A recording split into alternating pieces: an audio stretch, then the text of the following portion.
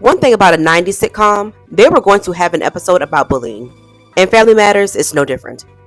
Today we will be discussing the episode where Gangsta Boo tried to run down on Laura, which ended in arrest, a shooting, and a nice PSA at the end.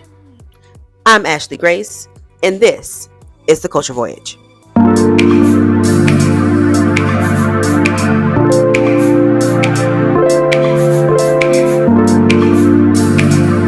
Season 6, Episode 15, entitled The Pow Pow, Laura is seen in her school parking lot with her friends Max and Josie.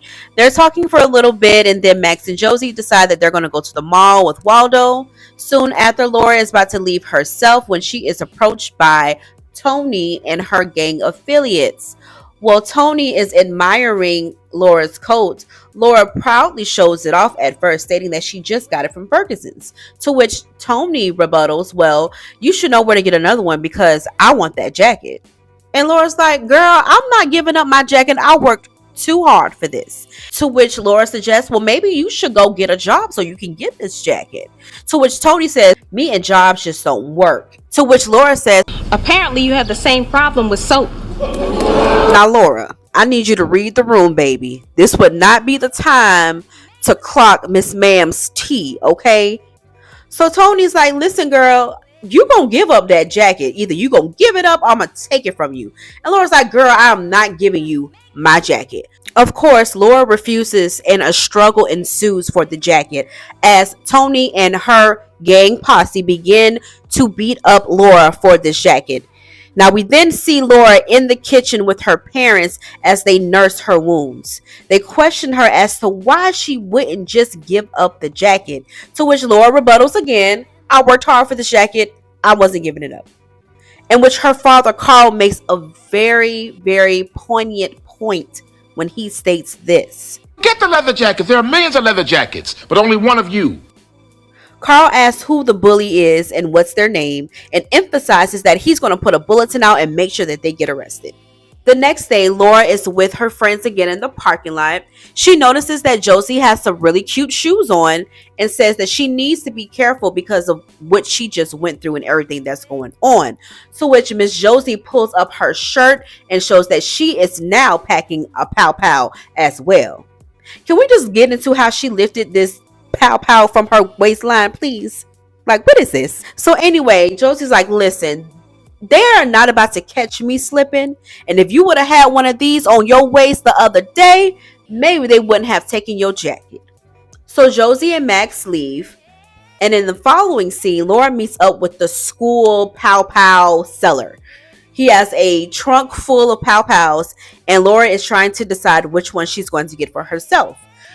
Then comes Steve. Steve said, no, baby, no, you do not need a gun. This is not smart. This is not safe.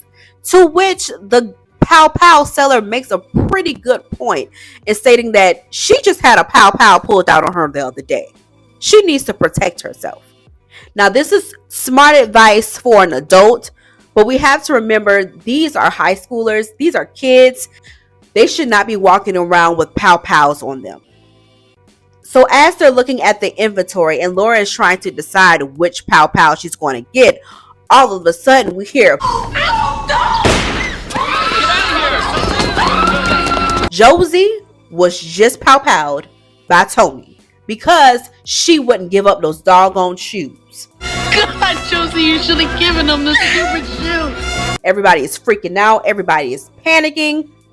And then we go to the scene of Mr. and Mrs. Winslow speaking of how the world has become such a dangerous place for their children and how they can combat the violence that is happening, to which Laura and Steve decide to have a turn in your pow pow-a-thon. Step right up and turn in your gun. The cops are here, so you don't have to run. Everybody knows that guns are tools, so turn in yours and don't be a fool. Basically, it's anonymous. You turn it in, no questions asked.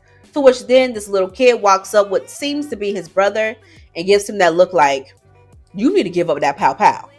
So he gives up his pow pow, which is igniting everyone else to basically follow suit. And one thing about the 90s, if it ever evolved anything with violence, drug, maximal activity. They were going to put a warning and a PSA at the end, and that's what they did in this episode. We broke the fourth wall. We're introduced to Jaleel White and Kelly, and they're letting us know, listen, pow pows are not safe. Pow pows need to stay at the house. Pow pows should not be handled by children, and to squash it. So before guns even come into the picture, squash it. Squash it. But what did you all think of this episode? Please let me know below in the comments. Also, if you have not already, please go ahead and like this video. Also, make sure that you subscribe to the channel and make sure you press that post notification bell so you know when I post videos next. Once again, I am Dear Ashley Grace, and I will see you next time in the next Culture Voyage. Bye!